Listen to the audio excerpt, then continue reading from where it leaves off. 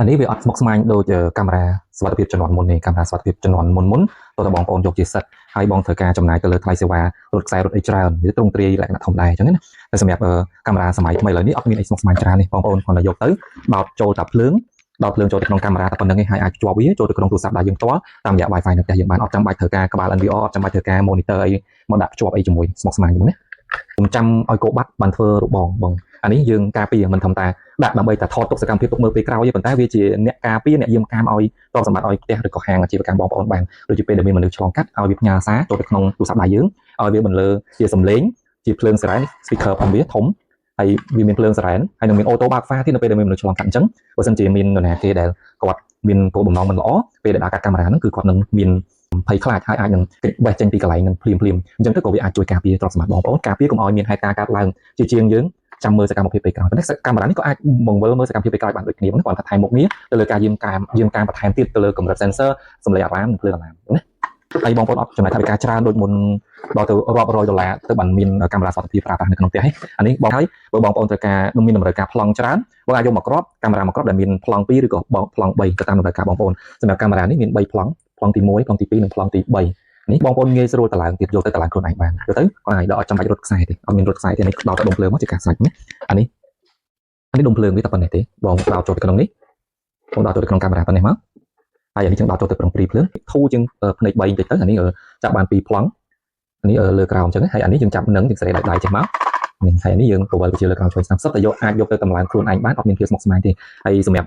ការប្រើប្រាស់ការភ្ជាប់មានវីដេអូស្រាប់អាច comment នៅក្នុងវីដេអូនេះខ្ញុំនឹងទម្លាក់ link វីដេអូដែលសម្រាប់ការប្រើប្រាស់លម្អិតទៅលើកាមេរ៉ាទាំងអស់នេះហើយនឹងរបៀបភ្ជាប់កាមេរ៉ាក្នុងការប្រើប្រាស់បងណាបើសម្រាប់បងប្អូនដែលគាត់មានកាមេរ៉ាហើយស្រេចតែគាត់អត់ទាន់ចេះតម្លើងចេះប្រើប្រាស់អីលម្អិតបងអាច comment នៅក្នុងនឹងបានខ្ញុំនឹងទម្លាក់ការប្រើប្រាស់ជូនបានដូចគ្នាបងតាមសន្តានដែលបងប្អូនត្រូវការច្រើនប្លង់បងប្អូនអាចយក3ប្លង់នេះប្រើជាមួយនឹង Wi-Fi បងប្អូនអាចយក2ប្លង់ប្រើជាមួយនឹង Wi-Fi ប្រើភ្លើងដូចគ្នាអានេះក៏ប្រើជាមួយនឹង Wi-Fi ប្រើភ្លើងដូចគ្នាបងណាបញ្ជាក់ជើងទាំងអស់នេះសុទ្ធតែអាចយើងចាប់ដោះបង្វែរទៅចាប់ជាពីដានវិញបានណាបងគ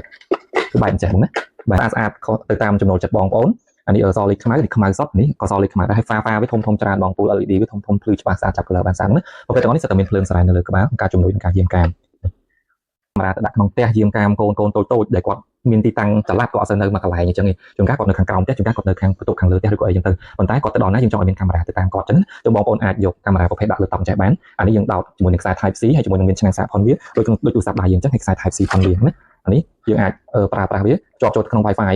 ចូលក្នុងទូរស័ព្ទដៃផ្ទាល់បានដូចគ្នាហើយយើងយកទៅដាក់ណាក៏បានដែរដាក់លើតុដាក់អីកូនយើងទៅណាយើងដាក់ទៅនឹងទៅហើយឲ្យវាវិលអានេះអូតូវិលអីតាមកូនក្មេងទៀតអញ្ចឹងណាបងដែរ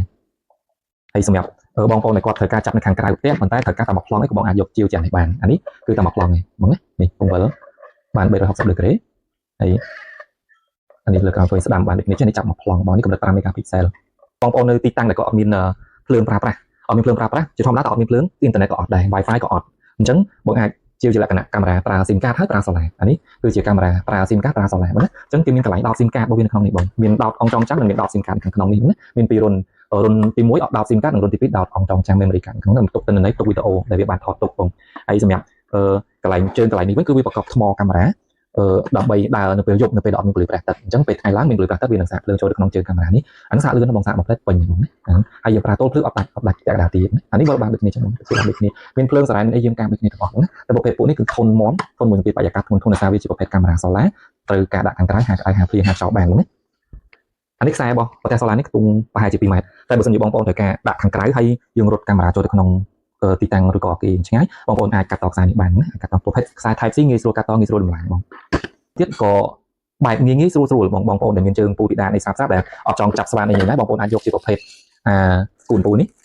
ភ្លើងយ៉ាងអានេះចាត់ទៅវាដូចជាពូភ្លើងមួយចឹងយើងយកទៅមូចូលទៅក្នុងគូនពូហើយបើកង់តាឲ្យវាមានភ្លើងមកវាដំណើរការវាវិលហើយយើងអាចភ្ជាប់វាចូលទៅក្នុងទូរស័ព្ទដៃតាមរយៈ Wi-Fi តែយើងមិនអត់មានប្រើខ្សែអីទៀតទេដល់ដំណងងាររបស់វាគឺនិយាយឆ្លើយឆ្លងអីបានមានសំឡេងសារ៉ែនមានភ្លើងប៉ាអីដូចគ្នាចឹងគាត់វាមានល្អិតតិចណាចាប់អារម្មណ៍ទៅលើកាមេរ៉ាម៉ូដមួយណាមុខងារលម្អិតប្រើប្រាស់បែបណាខ្លះអាចទម្លាក់ comment នៅក្នុងក្រោមនេះមួយក៏ឆាតចូលក្នុង page ឬមួយក៏លេខ Telegram លើកញ្ចក់អេក្រង់នេះបានណា